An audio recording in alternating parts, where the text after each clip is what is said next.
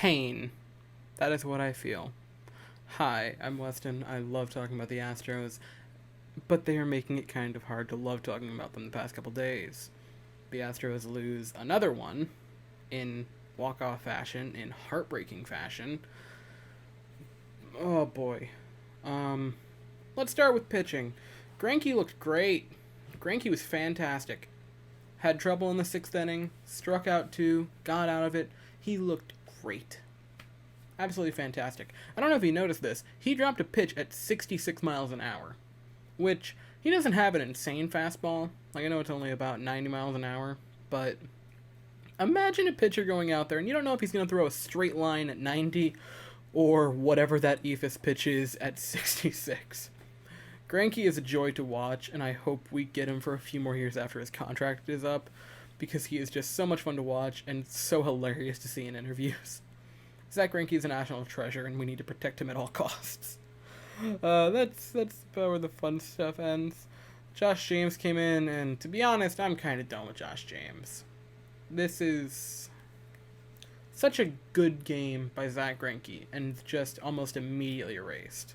And I know I said I want to give him 2 more starts, and I still want to. We're still probably going to give him the rest of the year in the bullpen, but he's got to start making up this stuff fast. Real fast. I mean, he's got to start actually being the pitcher that he is supposed to be, which is a high velocity guy that just doesn't even allow you to touch it, and he's not being that right now. So I don't know what needs to change.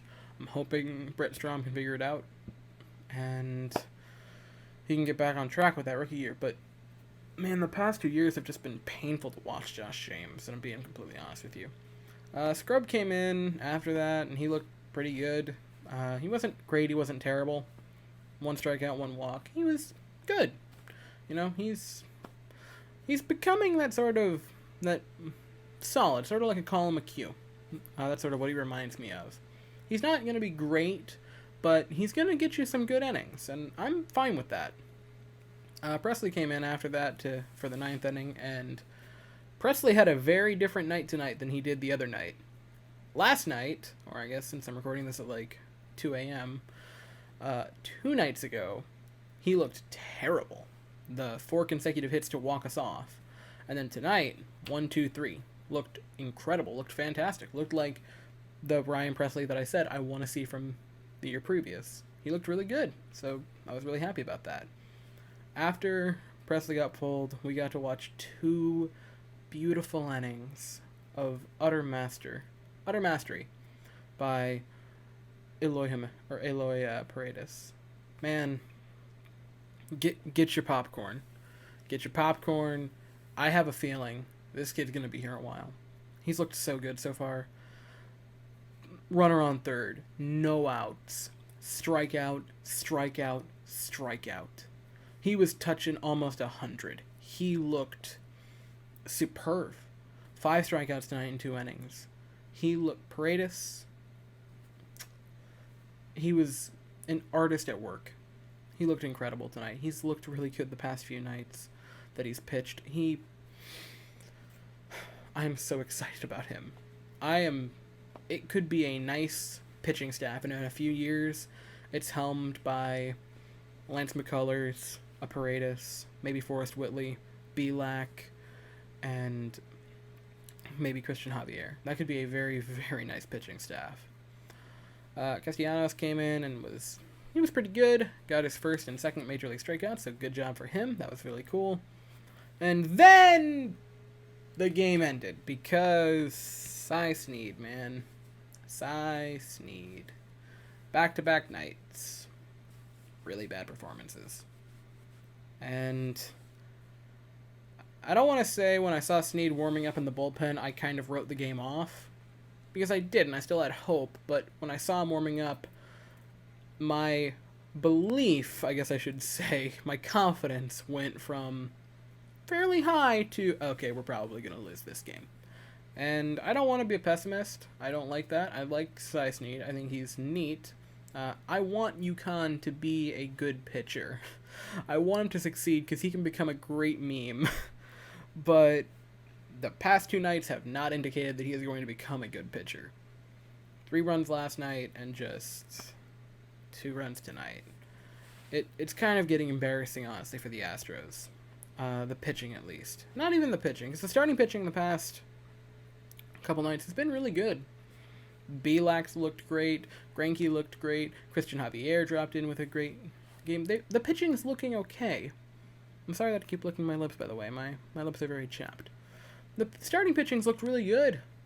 But then the bullpen just comes in, and I want to get angry at the bullpen. I really do. But you look at it, and it's just rookie after rookie after rookie. And some of them are producing, but these are such young guys. Like, these players, you want to have maybe 1 to 2 of them in your bullpen at a time because they're very young and very inexperienced. At this moment in time, Ryan Presley is our most experienced bullpen, like that, and that's not a bad thing. I think he has 5 years of major league experience, so that's not a problem. But when your second most rugged veteran is Josh James or Asai Sneed, that's when you really have a problem. I don't know when he's coming back, but we need Peacock. We need Urquidy. We need to beg Joe Smith. I said it last night. We need to beg Joe Smith to come back. Like, I don't think we're going to miss the playoffs. I want to emphasize that. The way the MLB has structured the playoffs this year, which is so weird and terrible, we would have to be a complete and utter dumpster fire to miss out on the playoffs. So I am about 80% sure we're going to make the playoffs this year. We're not going to be a top seed at this point. I think that's a given with the bullpen. But we're going to make it. And to be quite honest, given that the Marlins lead the MLB right now in winning percentage, and right now if the playoffs ended would be the number 1 seed in the MLB, I think everyone can kind of see that this year is not meaningless, but take it with a pinch of salt, because this year it's a bit odd. But the bullpen is making me very frustrated, and it's taken a lot of joy out of watching the games, because unless we build up good leads, we're going to lose. And I don't even want to crap on the bullpen tonight. The bullpen was fine. I want to more of say Josh James looked very bad and Cy Sneed looked very bad, which I don't know why Dusty put Sneed in there. I'm going to be honest. I know he pitched yesterday, and I believe he pitched 2 innings yesterday, but I still would have put in a Taylor on limited rest. Yeah, I don't really know what else to say about the pitching. The offense was not...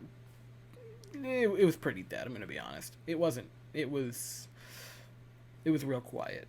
Maldonado walked. I believe Maldonado. Boy, that was a tongue twister. Don't know why. I believe Maldonado walked twice tonight. I think he had a hit. I could be wrong. Tucker RBI doubled him home for the first run of the inning, and then way later, I didn't even bother writing it because it's like 2 a.m. and I need to get up at like 6 tomorrow. Or I guess today, technically. The second run of the game, which was also the last one, was Bregman driving in my man, Garrett Stubbs.